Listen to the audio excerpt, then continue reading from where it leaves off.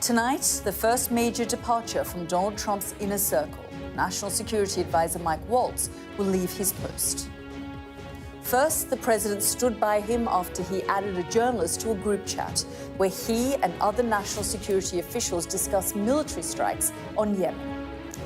He even praised Donald Trump in a cabinet meeting yesterday, but now it appears his time has run out. But the Defense Secretary Pete Hegseth, who shared details of the military operation, will stay in his job. Democrats say Donald Trump fired the wrong guy, so are they right? We'll discuss that coming up.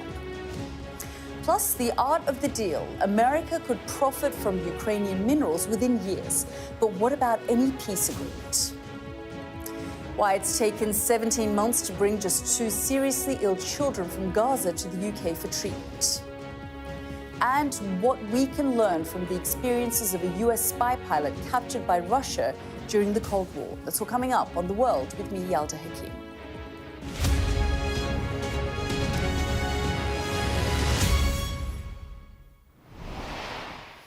Good evening. It was the group chat blunder that embarrassed the White House. A senior aide to Donald Trump adding a journalist to a discussion on a messaging app where crucial details about a US attack on Yemen were being discussed, details that put the lives of US personnel at risk. In the days afterwards, the president stood by his national security advisor, Mike Waltz, insisting he had learned his lesson. He stood by his defense secretary, Pete Hegseth, who openly discussed military strategy. Now, things have changed. Mr. Waltz has effectively been demoted. He'll become the US ambassador to the United Nations. And tonight, Democrats are pushing for Mr. Hegseth to be fired. More on the Washington blame game in a moment, but let's get started with this report from our US correspondent, James Matthews. A wave from Mike Waltz on leaving the White House. This, it turns out, was goodbye. National Security Advisor Michael Waltz. He just made a Thursday morning media appearance. This is leadership at its finest. It turned out to be his swan song. It's an honor to serve you in this administration. A roller coaster week had Waltz up at Cabinet on Wednesday, but for the loyal servant, it was downhill from here. Thank you very much. Take a look at pictures of the day before. This was President Trump on his way to Michigan. Waltz had been on the helicopter from the White House, but as Team Trump boarded Air Force One, Waltz didn't. He'd made the trip to Joint Base Andrews, but cut a lone figure as colleagues headed one way and he went the other. Was this the writing on the tarmac? The Signalgate scandal that brought him to this was a group chat on the commercial app Signal. It discussed military plans to bomb Houthi rebels and accidentally included a journalist on the chat. Waltz set up the group and signed the security breach with a fist bump, flag and fire emojis. It was group chat simultaneous with US aircraft strikes in Yemen. Critics say it compromised the safety of US personnel. Mike Waltz said he took full responsibility. Great people that are here. On National Prayer Day at the White House, the president did a team roll call. Marco Rubio, unbelievable. John Ratcliffe, Scott Bessent, Jamieson Greer, Tulsi Gabbard, Howard Lutnick. There was no name check for the man who'd checked out. But Mike Waltz isn't the only player in Signalgate. Donald Trump is standing by his defense secretary. Pete Hegseth, who's doing a fantastic job. Pete, thank you. Pete Hegseth shared strike details in a second group chat with his wife and brother. Both have roles at the Pentagon, but not top-level security clearance. And then, on Thursday afternoon, came this from the president. He posted, "I'm pleased to announce that I will be nominating Mike Waltz to be the next United States ambassador to the United Nations." The whiplash president said Secretary of State Marco Rubio will take Waltz's national security role in the interim. But watch this, the surprise from his press spokesperson. Secretary of State Marco Rubio will serve as national security advisor while continuing his strong leadership at the State Department. Do you know how long he's going to be serving in both roles? It is clear that I just heard this from you. And so ended the day's job news for now. It is the government of constant change. Tough at the top, tougher at the bottom. James Matthews, Sky News in Washington. We'll be going to James live in DC in a moment, but as you heard there, Secretary of State Marco Rubio will act as interim national security advisor, but there have been some other names in the frame as well, including Steve Witkoff, a real estate billionaire who's been key to peace negotiations from Jerusalem to Moscow to Kyiv to Tehran. His name is everywhere at the moment. And then, of course, there's Chris Landau, a former US ambassador to Mexico and currently Marco Rubio's second in command at the State Department. So we'll have to wait and see who is appointed in this very crucial position. Let's bring in James, who joins us, as I said, from Washington. You know, James, I was really reflecting on this because of frustration around Mike Waltz has been there for some time. It's just 7 weeks since that Signalgate fiasco took place. And, you know, thinking about Mike Waltz, I mean, you give up your House seat and 101 days later, you're toast. Yeah. And, you know, Yalda, I suppose the question in my mind, actually, when I heard it was, why didn't this, you know, happen when it happened? Because the embarrassment and the scandal surrounding this Signalgate, you know, political expediency anywhere else under any other government would have dictated that Waltz took a fall, that he was got rid of because of the scale of embarrassment, not just domestically, but amongst allies. This damaged the United States to a large extent, you know, far beyond the questions about national security, recklessness over responsibility, you know, the safety of US service personnel who were involved in these airstrikes. You know, beyond that domestic embarrassment, there are the questions internationally about allies. What faith would they have in the likes of Mike Waltz sitting across the table from him? Remember, he was involved in negotiations with regard to Ukraine/Russia. So, you know, a key player, a senior figure, a decision maker close to Donald Trump. And that is the question. Why didn't he head for the exit when this scandal broke? I think timing is the reason for that, Yalda. We've had this 100-day mark, this milestone for Donald Trump. He didn't want on a day, 100, that 100 days, that's when people look back, reflect, as we have all been doing about Trump, his presidency, its effectiveness. He didn't want that blot on the copybook. I think that's why now, having got beyond that milestone, he sees the opportunity to do what is right in terms of getting rid of Waltz, but also for a reset, I would think, as he would see it. The question, of course, and amongst all that, is Hegseth and other individuals who were involved in that. Remember Hegseth, there was Signalgate 1. He's carrying Signalgate 2, sending messages to his wife and brother, and yet the president stands by him. I think, Yalda, because he has invested more capital in Pete Hegseth. He pushed him towards his selection in the face of quite widespread opposition. Having done that, to lose Hegseth now, that would be a bigger blow for Trump. Yeah, absolutely. James, thank you, as always. Well, joining me now is Brett Bruin, a former director of global engagement at the White House and now president of the Global Situation Room. Thank you so much, Brett, for joining us here on the program. You know, I guess many people are asking why Mike Waltz and not Pete Hegseth. And I guess what comes to mind is very much like what my colleague James Matthews just said there. You know, perhaps Pete Hegseth is one of the MAGA so-called boys, and Mike Waltz has always sort of been seen as more establishment. I mean, he did serve in President Bush's administration. He was at the Pentagon. You know, he's a Marine. He's been in the Senate. He gave up that seat to take up this role. So his sort of role has always been slightly different to some of the others. It has, Yalda, and yet for British viewers and others around the world, let me explain that the National Security Advisor is not a Senate-confirmed position. So it makes it easier for President Trump to swap in and out, and viewers will remember, I mean, Mike Flynn lasted 24 days, and then there was a whole series of other national security advisors who were coming through that revolving door at the Trump White House. So this is a position that can immediately be filled. Trump has done so with Marco Rubio. Now, what's interesting about Rubio's selection is, like Waltz, he is someone who comes from that more establishment internationalist wing of the Republican Party, as small as that is these days. So I don't know that we can yet make the assessment that the MAGA movement is on the ascendancy in the national security world, albeit Laura Loomer, this conspiracy theorist who's close to Trump, is claiming credit for taking out Waltz.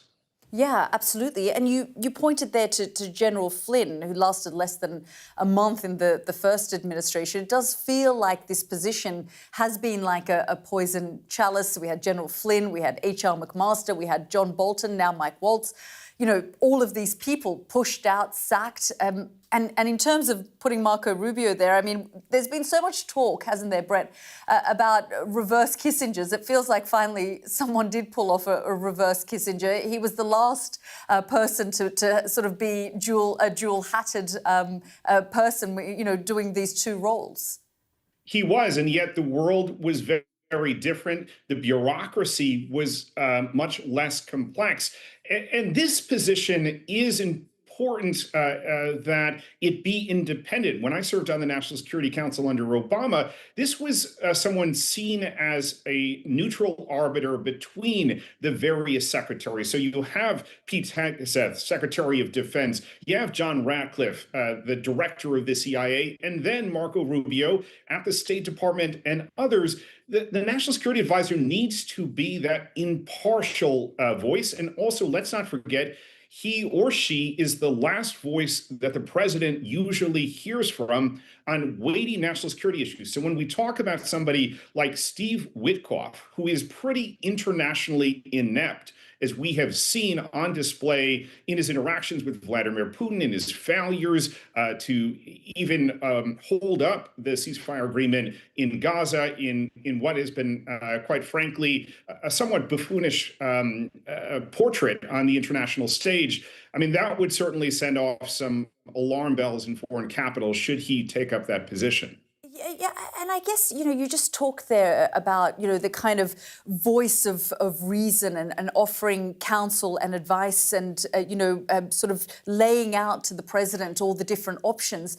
I remember speaking to H.R. McMaster around this, and he said, look, you know, frankly, the president, I would try and sort of give those options to him, and perhaps he didn't like it. That perhaps Donald Trump doesn't really like these expertise presented to him. He wants to go with his gut most of the time, and rather than sort of being told or advised by these sorts of people.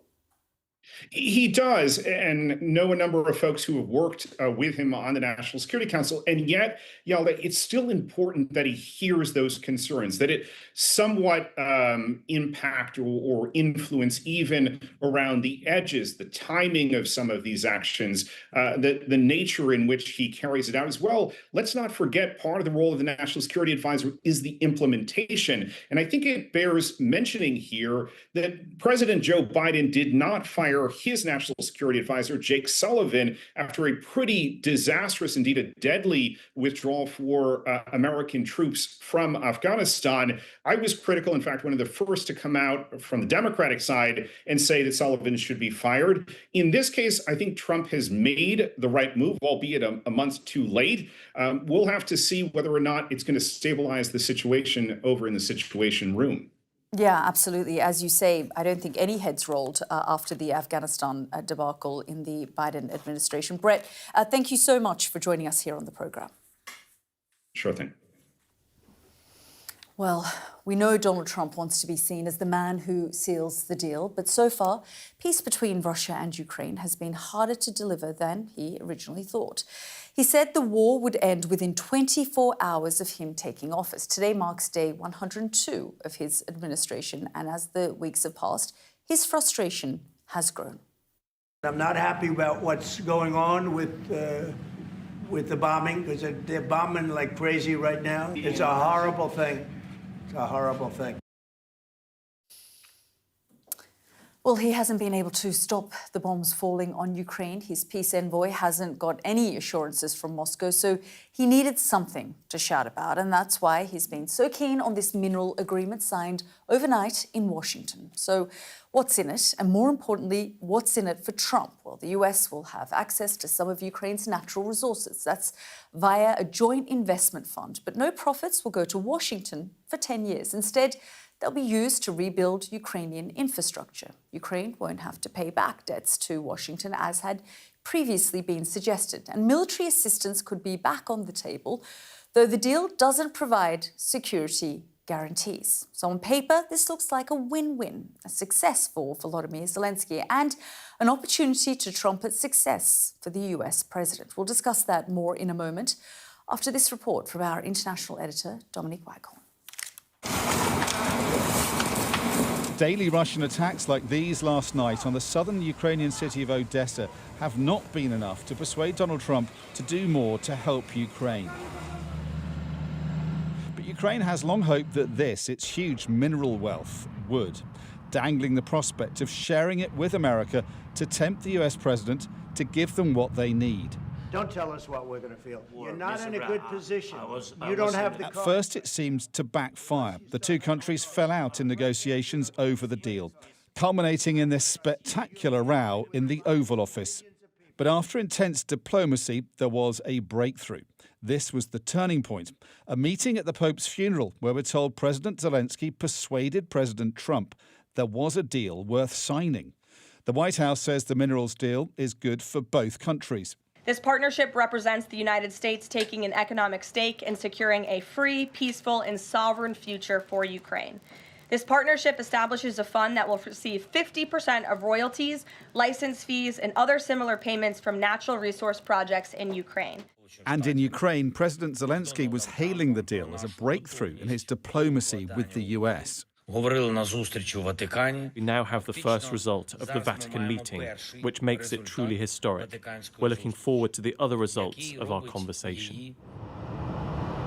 Under the deal, America will be given priority, investing in exploiting Ukraine's mineral resources, and will years later reap much of the profits.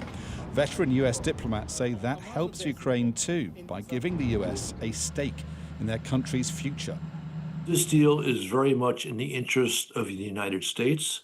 We cannot be dependent upon our adversaries like China or Russia for rare earth and critical minerals.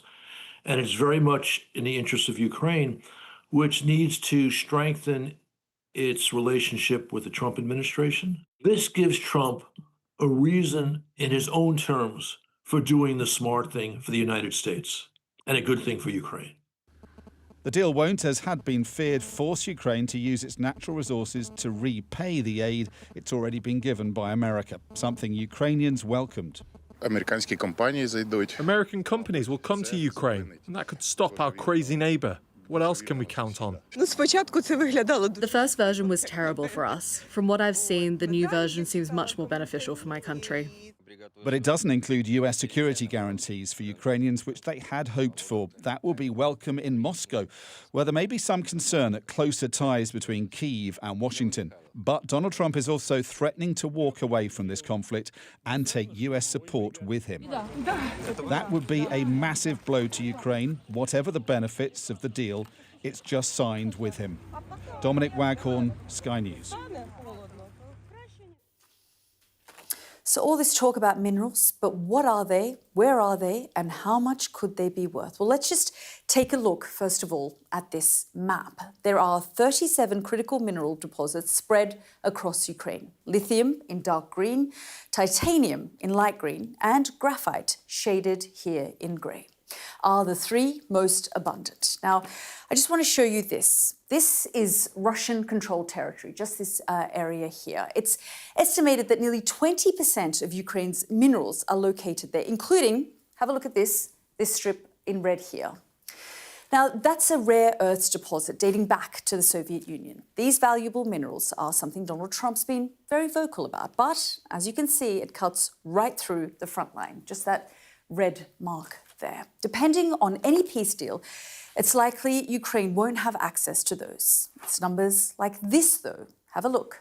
that will be appealing to Donald Trump. Exact figures are unclear. There are some estimates that the resources could be worth up to £12 trillion.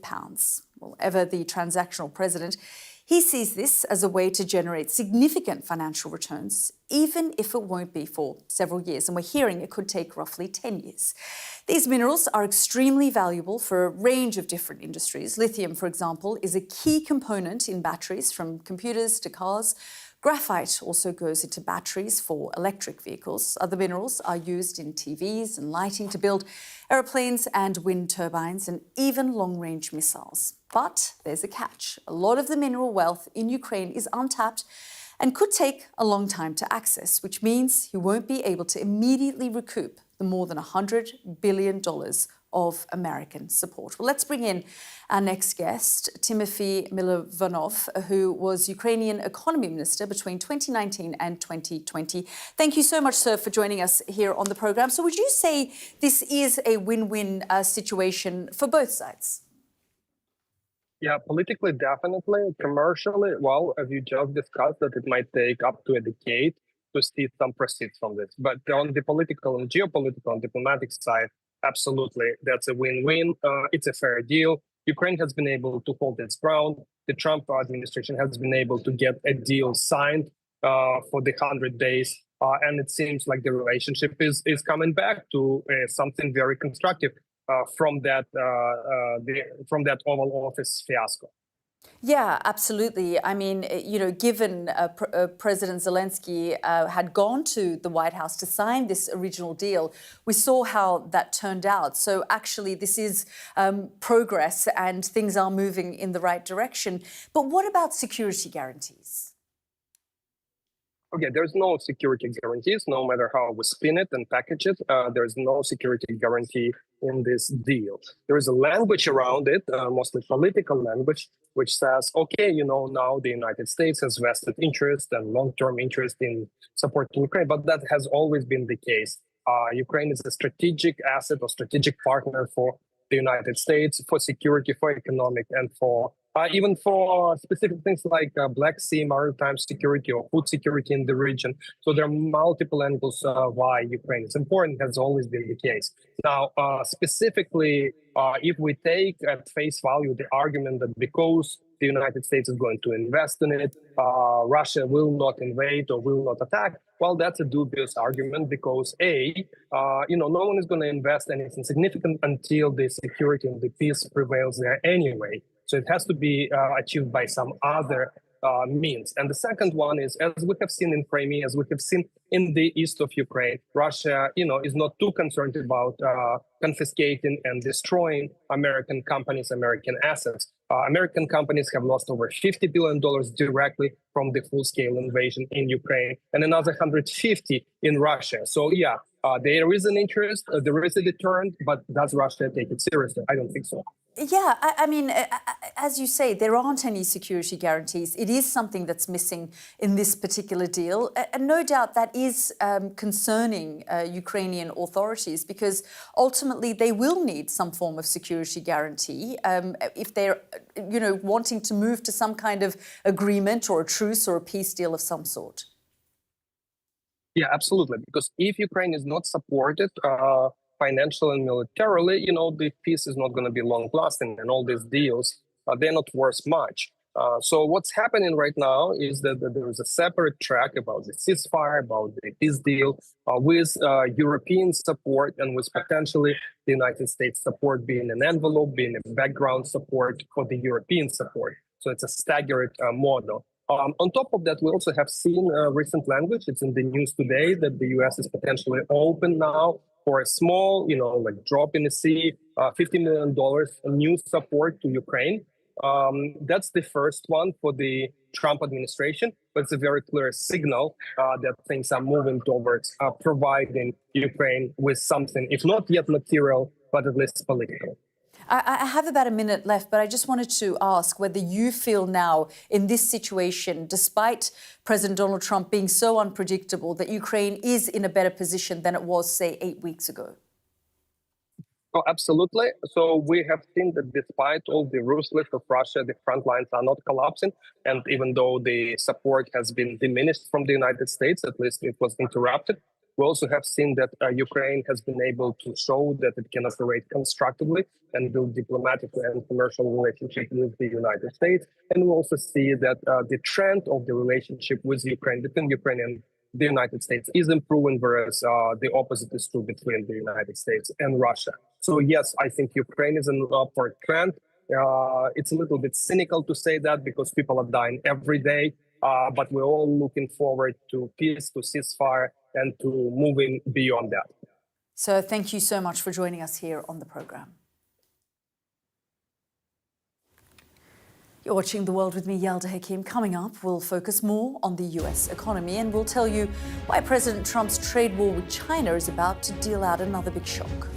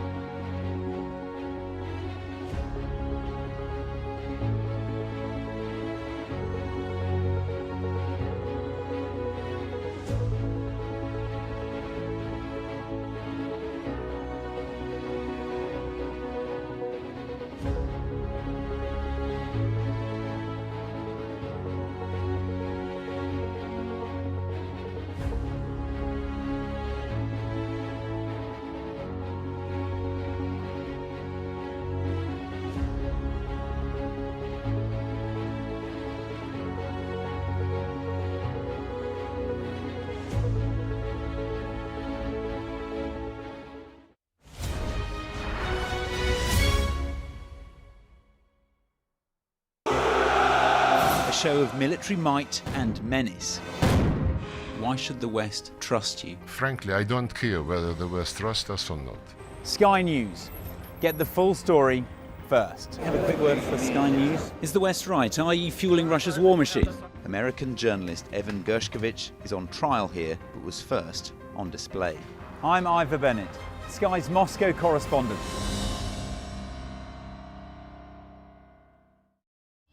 We arrive. A secret hospital hidden in the Myanmar jungle, treating the victims of this bloody war. This is Myanmar today. Its military rulers don't want the world to see, but we have.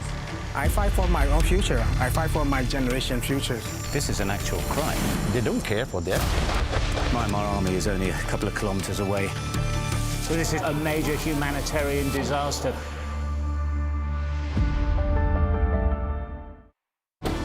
Jubilation in the streets, while some emotional. This is a political victory for Prime Minister Modi and his Hindu Nationalist Party. I'm Neville Lazarus, and I'm Sky's reporter based in Delhi. Companies like these are helping India in its trajectory to be a serious player in space exploration. Sky News, get the full story first.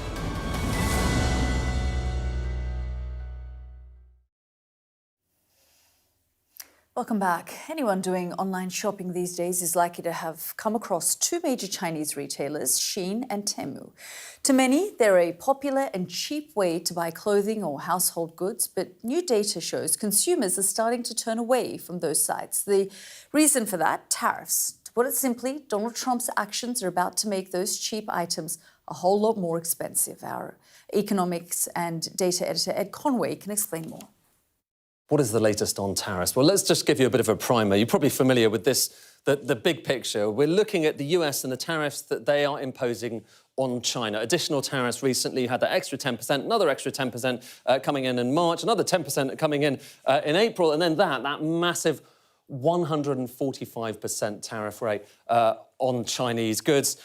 China has retaliated, of course, but of course there's way more stuff coming in from China to the US than there is the other way around.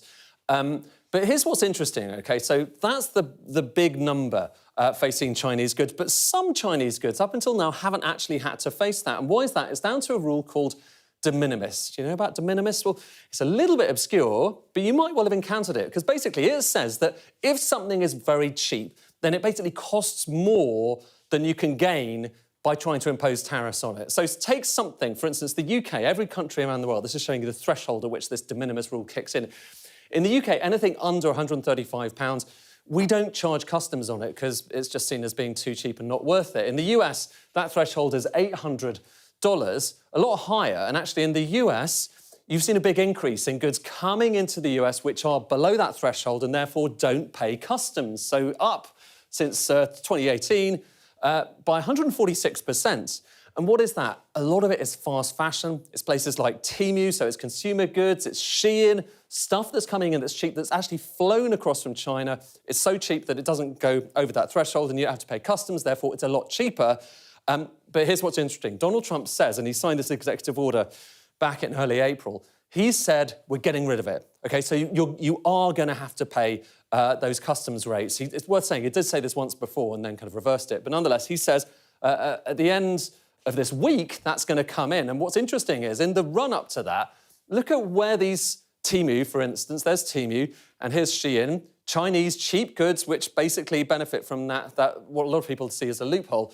That was where they were on the App Store, so high up in terms of their ranking. Their ranking has fallen, so consumers basically are shunning these apps in advance. And why are they doing that? Well, if you look at the pricing that you're seeing on some of these sites, this is Shein, it's just taking a basket of goods and looking at how it's changed just over the course of 3 days. So 24th of April, that's how much the typical basket of goods was in the US, that's the UK price. And look at what happened the next day. Look at that bar. It went up, and it went up quite a lot. This is the next day after that, went down a tiny bit, but still up by 10.4%. And that's just overall. Some goods you're talking about up by kind of 300% for certain items. The UK's down, so that's the key thing. In the US, it looks very inflationary. As people are anticipating, you're going to have to start paying those tariffs, even on cheap goods. In the UK, basically no change. Though it's worth saying, Rachel Reeves does want to have a review on the UK's rules as well. Final thing to say, in advance of this, a lot of that stuff comes in on planes, but a lot of it also comes in on ships. And in advance of these tariffs kicking in, there's been a massive fall in the flow of ships across from China over the Pacific to the US, OK? And for some people, they look at that and they worry that might well signify empty shelves in stores. Ed Conway reporting there. Well, this is The World with me, Yalda Hakim. Next up on the programme, why Gazan children have had to wait almost 18 months to get much-needed medical help in Britain.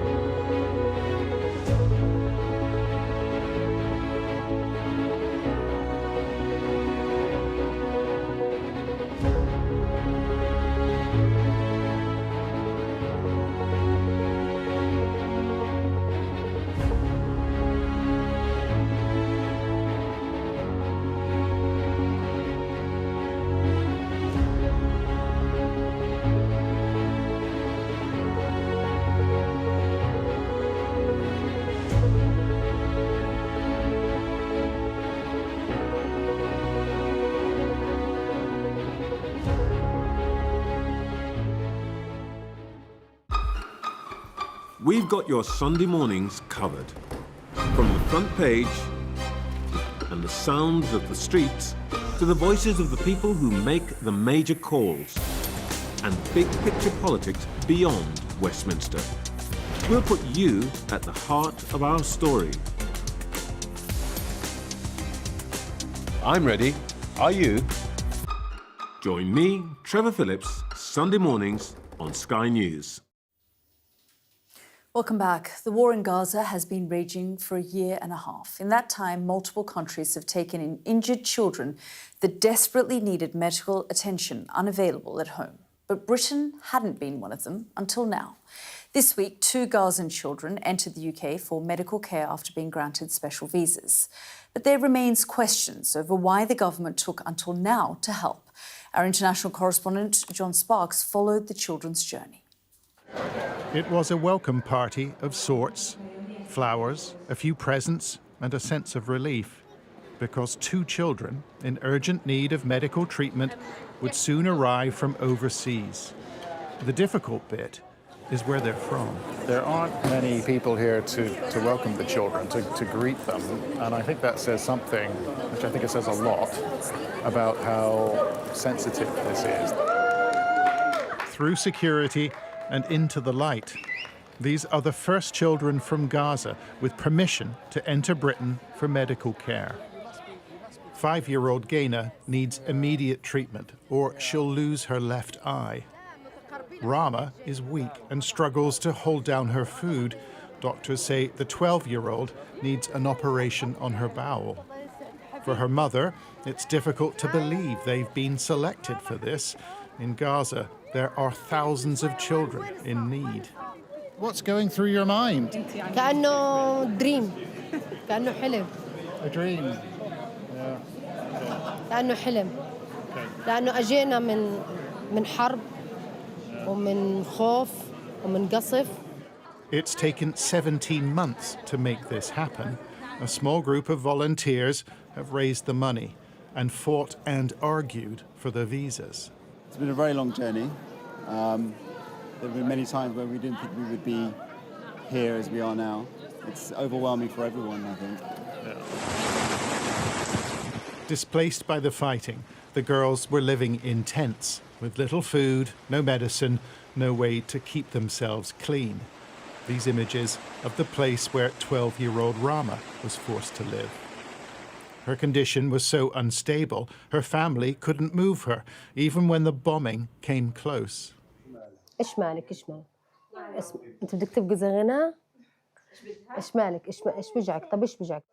Our team met them in Egypt the day before they flew to the UK. أنت ليش بتعيطي؟ طب احكي لي ليش تعيطتي؟ ليش عيطتي؟ ليش بتعيطي؟ طب احكي لي احكي ليش بتعيطي؟ ليش عيطتي؟ ترجع على غزة ولا بدك تروح تتعالجي؟ بدك تروح تتعالجي وبعديها The pain is not just a physical thing. Rama is worried about her sisters, Hala and Lamis. They were injured when a tank shell hit the family home. Both women had been living in the ruins. هاي الحالة وين هذا الحال؟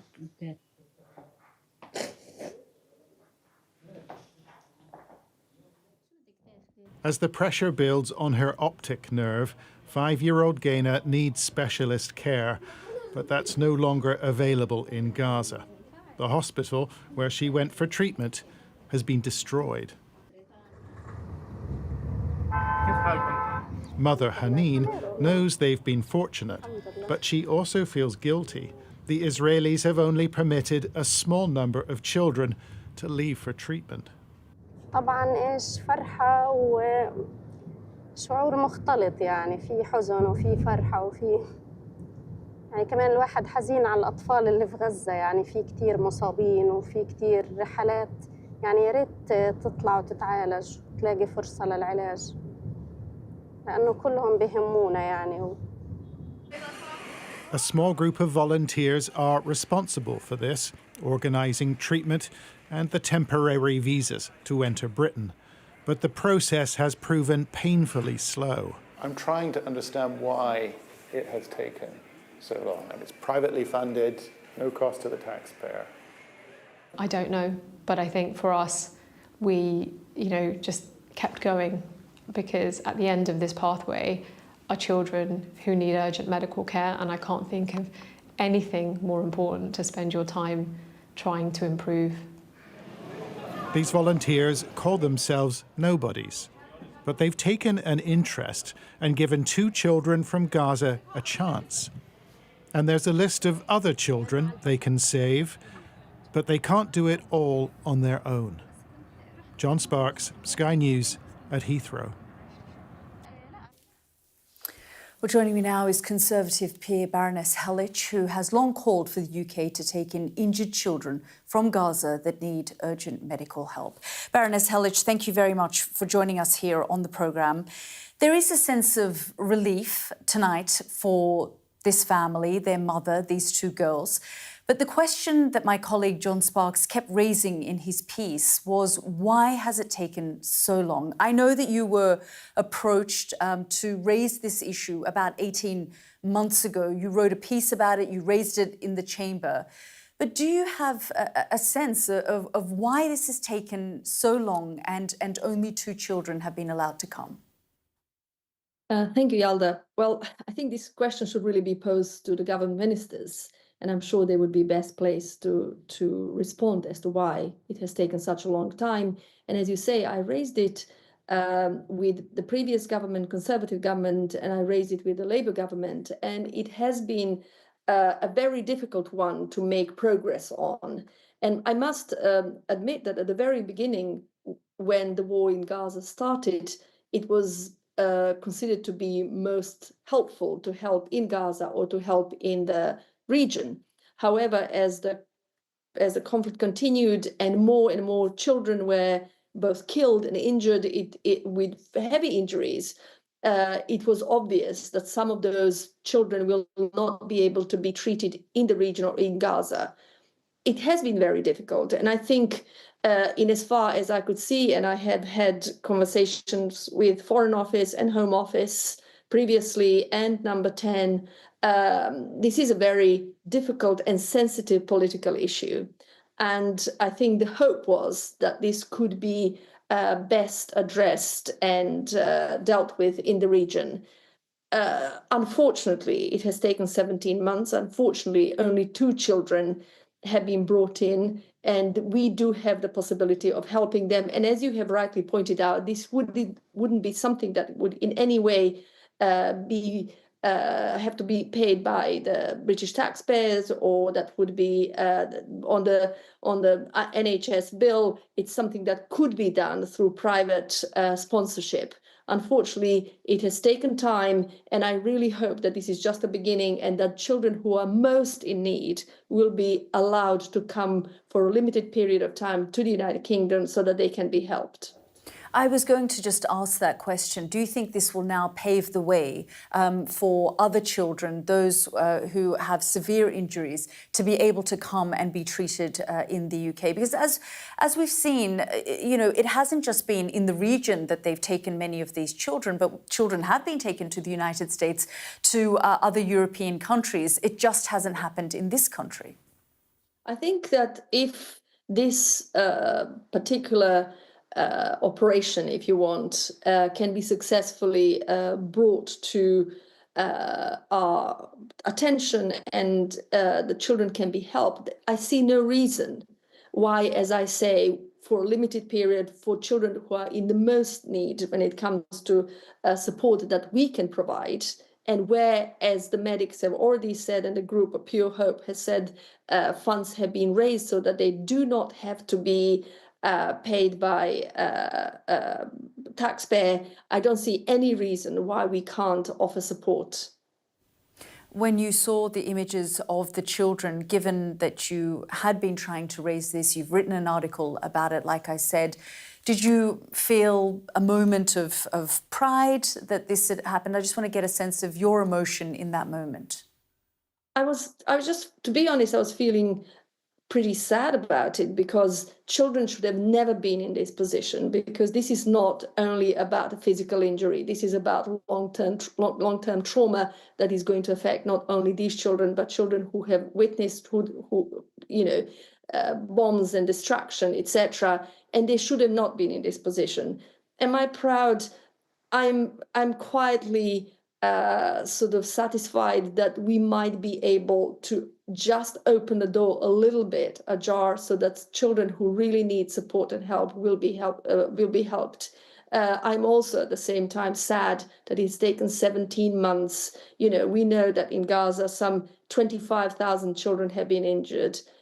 We have taken to. There is a big question about our moral spine here, and you know, where do we stand when it comes to helping civilians, in particular children? And that is a question that needs to be discussed not only in this context but in the context of other conflicts at the moment, whether that is Sudan, whether that is DRC or elsewhere. Yes, and you've long talked about those other conflicts, whether it be Ukraine or Sudan, Afghanistan. You've talked about these other issues and tried to highlight the grief and the suffering in those places as well.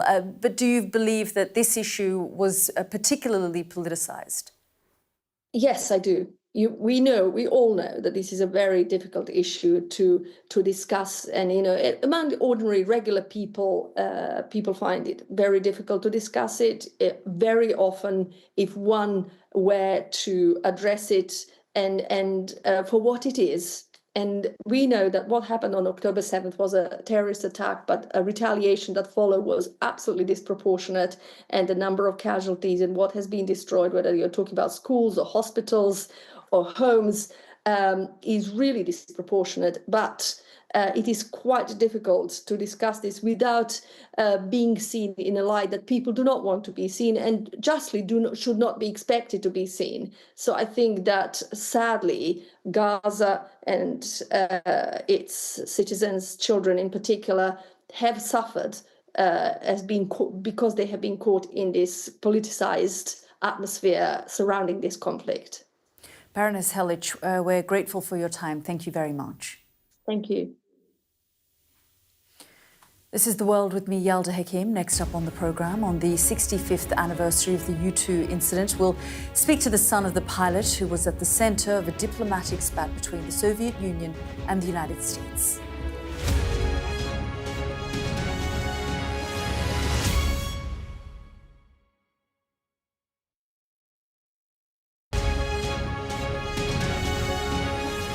App gives you the very best of Sky News wherever you are. Breaking news, videos, analysis, up at 6%. Podcasts, watching us live. Joins us live. All in one place, and all at just the touch of a screen. The Sky News app. Get the full story first.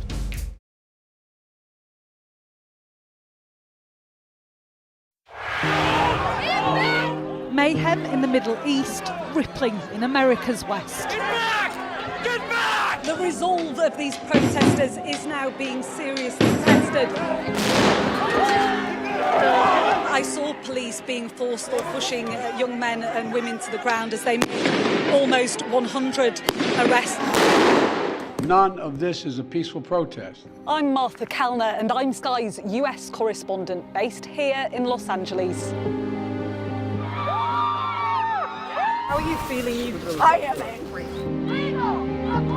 It is an anti-woman agenda. Will the cold affect your voters? Well, we have a lot of tremendous support, but it's nasty out there. Anybody else? Should the Defense Secretary and the Vice... Wait, what country are you from? From the UK? Okay, we don't give a crap about your opinion and your reporting. Why don't you go back to your country where you have a major migrant problem? President Biden, do you trust President Xi? President Biden says that this meeting went well. He said real progress was made on a whole host of issues. Will your candidates win? I hope so. I think they will. I think they're great candidates. There's no doubt that Kamala Harris and her team are harnessing the power of social media. Do you think Kamala is brat? Kamala's brat. Are you scared? Yeah, we were scared. It was terrible. Strong wind, building tearing down. As them say, our God works, so we can't do nothing. The people here know that worse storms may well be on their way. Sky News, get the full story first. Free wherever you get your news. Ghislaine Maxwell has pleaded not guilty to all 6 charges against her. Mum, how are you feeling today? Jeffrey said, you answer to Ghislaine, you just don't cross her.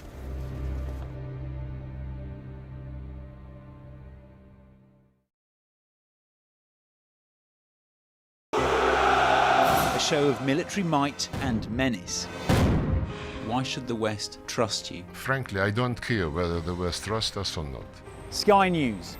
Get the full story first. Have a quick word from Sky News. Is the West right? Are you fueling Russia's war machine?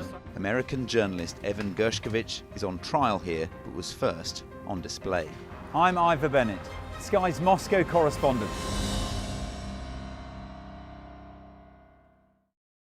We arrive. A secret hospital hidden in the Myanmar jungle, treating the victims of this bloody war. This is Myanmar today. Its military rulers don't want the world to see, but we have. I fight for my own future. I fight for my generation's future. This is an actual crime. They don't care for that. Myanmar army is only a couple of kilometers away. So this is a major humanitarian disaster.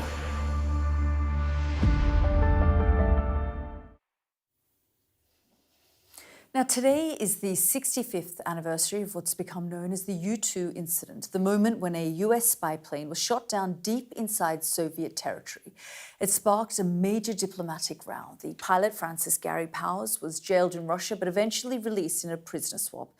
Powers died in 1977 but is survived by his son, who now runs a Cold War museum and also is an expert on espionage history. We've been speaking to him about his father's story. Just have a listen. My father was very controversial at the time. Was he a hero? Was he a traitor? Did he defect? How did those Russians shoot down that plane? They don't have that technology. Well, they did. This could have led to World War III. My dad was shot down over the Soviet Union, May 1st of 1960. He spends 2 years in a Soviet prison. Then he gets exchanged for a Soviet spy in 1962. So I grew up in this family. I'm aware that he's shot down, imprisoned, and exchanged. But as a kid, I'm thinking, this is normal. Everybody's dad goes through this. Well, that's not really the case. It was worldwide news. It was front page headlines for 2-3 years from 1960 through 62 and a half, 63 when he came home. Dwight D. Eisenhower, sincere and vigorous, a man in any cloth, soldier, educator, or statesman. At the time, Eisenhower is in office. He's the President of the United States. He gets caught lying to the world public. Eisenhower says it's a weather research flight. It was a CIA spy flight. We were doing something that in a modern world, that was the only way we could find out, get any information on about a closed society. You combine that with a Soviet show trial. My father is put on trial at the Hall of Columns. Again, front page news, newsreels in the theaters. People are interested to find out what's going on. The spy, the espionage, the intrigue of what's happening is unfolding in the American, the British, the world press. The U-2 debate breaks into the United Nations as the 11-member Security Council convenes to hear Soviet charges that aggressive acts by the United States menace world peace. Khrushchev, the premier of the Soviet Union, is very upset. He goes into the UN, he bangs his shoe on the desk because of the U-2 incident.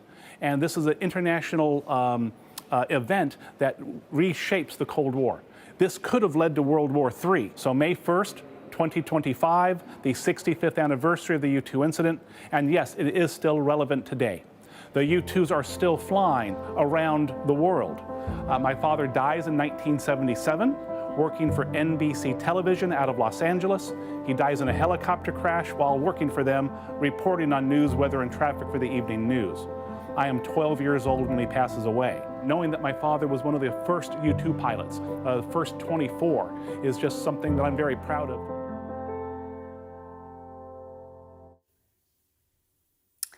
Well, that's all for tonight's programme. You can catch the highlights of all our best interviews over the weekend on Sky News. We're back on Tuesday. Good night for now.